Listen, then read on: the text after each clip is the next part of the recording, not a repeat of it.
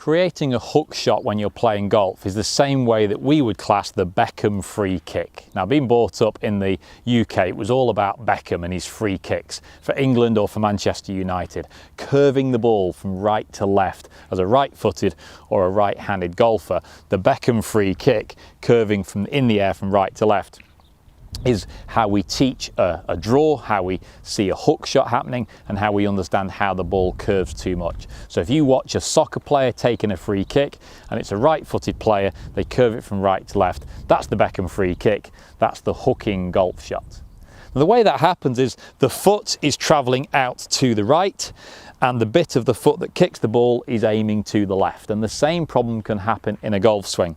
If we have a shaft here on the ground that points to the right hand side, if that's the swing path or the swing direction, and then we have a club that is aiming left of that line at impact, and this marks the club face, so the path is going to the right, the club face is aiming square or to the left, there's a difference between the path and the face. They're not square to each other, and that is going to produce hooking or draw spin on the ball. And the only difference between a hook and a draw is a hook is bigger, faster, greater, and turns offline. A draw has the same type of spin, it just has a more controlled version of it.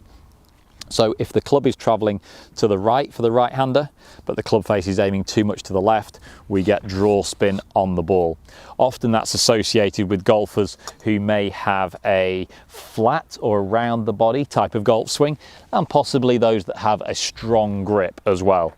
So if I was trying to hook the golf ball, teaching somebody to hook it, I would encourage them to grip it quite strongly. That doesn't imply power, that implies position. So the strong position has a lot of influence, closing the face.